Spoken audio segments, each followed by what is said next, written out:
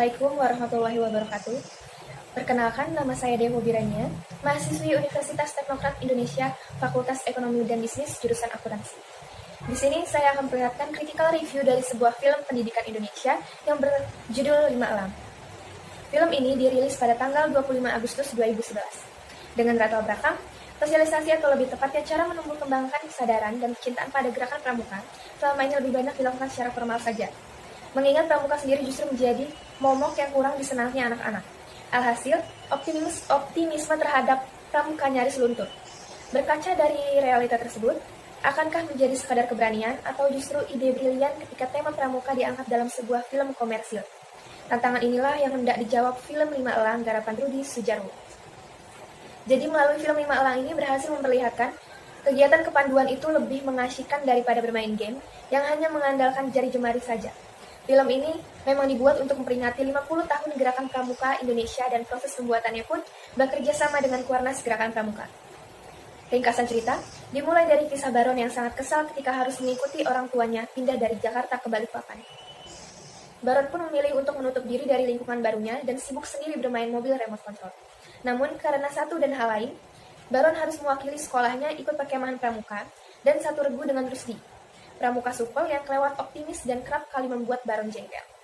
Bersama dengan anggota lain, Anton si ahli api, dan Aldi si kerdil yang temperamental dan jago berenang, serta kedua anak besar yang menjadi ahli fisik. Mereka memulai petualangan barunya di perkemahan. Mereka juga bertemu dengan Sindai, yaitu seorang gadis perkasa yang banyak membantu Baron dan tim ketika harus menjelajahi hutan lebat dalam salah satu games perkemahan, yaitu pada games Markas Bintang. Di tengah perjalanan, Aldi dan Baron bertengkar karena Aldi menyangka Baron mau kabur. Ketika itu, Rusdi memisahkan pertengkaran antara Baron dan Aldi. Pada saat itu pula, Baron marah dan mengatakan aib yang dialami oleh Rusdi. Pada saat itu pula, Rusdi merasa sedih, melemparkan buku catatan dan langsung berlari untuk melanjutkan perkemahan, dan Anton mengikuti di belakang Rusdi. Sementara itu, Baron, Aldi, dan juga Sindai pergi menuju rumah atau tempat ramai. Sebelum pergi, Sindai menyempatkan diri untuk mengambil buku catatan milik Rusdi dan kemudian membawanya. Situasi semakin menegangkan ketika Rusdi dan Anton diculik oleh komplotan penebang hutan liar, pimpinan Arik Jagau di tengah hutan. Ketika sudah melihat tempat keramaian, Baron, Aldi, dan juga Sindai berhenti. Ketika berhenti, Baron meminjam buku catatan Rusdi yang dibawa oleh Sindai. Baron membaca sambil menghayati isi dari buku catatan Rusdi. Pada saat itu, Baron mengajak Sindai dan Aldi untuk kembali menuju Rusdi dan Anton, serta melanjutkan perkemahan. Di tengah perjalanan, mereka menemukan tongkat Rusdi. Dan ternyata Rusdi dan Anton diculik. Ketika sudah berada di tempat disimpannya Anton dan Rusdi, Baron membina Sindai dan Aldi untuk menolong Anton dan Rusdi. Akhirnya mereka berhasil mengalahkan komplotan Arik Jagau. Setelah itu, Aldi berenang melewati danau untuk memberitahu kepada pembina dan peserta pramuka. Akhirnya pembina dan peserta pramuka menuju tempat tersebut dan salah satu pembina memberi hukuman. Tetapi mereka juga dinobatkan sebagai peserta pramuka yang terbaik. Dengan demikian, Baron menjadi senang dengan pramuka karena tim mereka dibawa ke tingkat nasional.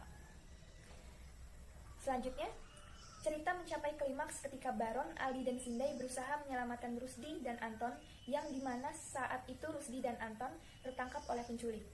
Sedangkan Baron akhirnya memutuskan membina Sindai dan Aldi untuk menolong Anton dan Rusdi. Dan mereka berhasil mengalahkan komplotan penculik tersebut.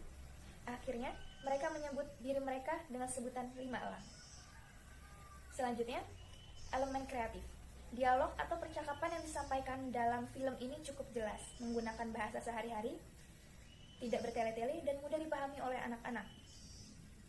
Karakter dan sifat yang diperankan oleh pemeran juga sangat beragam.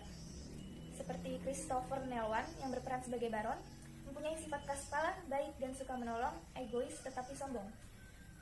Yang selanjutnya Iqbal Diafakri Ramadan berperan sebagai Rudi, memiliki jiwa kepemimpinan dan baik hati. Teguh Rizky Muhammad sebagai Anton, suka makan, baik hati, suka menolong, dan dapat membuat atraksi dari api. Bastian Bintang Simbolon berperan sebagai Aldi, pemalu, baik hati, suka menolong tetapi sombong. Dan yang terakhir, Monica Sayangbati berperan sebagai Sindai, baik hati, pendiam, suka menolong, dan pandai menyimpan perasaan. Teknik kamera pun ketidakstabilan kamera yang menyebabkan kurang kesinambungan antara gerakan menit 14.36 dan 14.37 yang memiliki latar pintu. Suasana hati pada film ini juga sangat beragam, mulai dari yang gembira juga menegangkan. Kostum pada film ini lebih sering menggunakan seragam pramuka karena scan yang diambil lebih banyak saat di perkemahan. Opini saya dari film ini banyak sekali pesan moral yang dapat kita ambil. Cerita film ini juga singkat dan tidak bertele-tele sehingga mudah dipahami oleh anak-anak. Film ini memang didedikasikan untuk keluarga. Akting dan pemain juga sangat bagus dan tampak natural. Tetapi selain itu, ternyata film ini juga memiliki kekurangan. Ada beberapa scan yang memang tidak boleh dicontoh oleh anak-anak. Dari situ saya dapat mengambil kesimpulan, menurut saya film ini masih layak untuk ditonton oleh keluarga. Saya mengapresiasi penulis yang berani memasukkan tema dalam pramuka meskipun tidak ada penjelasan lebih lanjut dari penampilan visualnya. Terlebih dari semua akting para pemain dapat menutup kekurangan dari posisi pengambilan gambar yang kurang mengesankan padahal lokasinya indah. Saya mengucapkan terima kasih atas film Lima Elang yang telah membangkitkan film anak Indonesia. Sekian critical review dari saya. Mohon maaf apabila ada kekurangan. Akhir kata saya ucapkan terima kasih. Wassalamualaikum warahmatullahi wabarakatuh.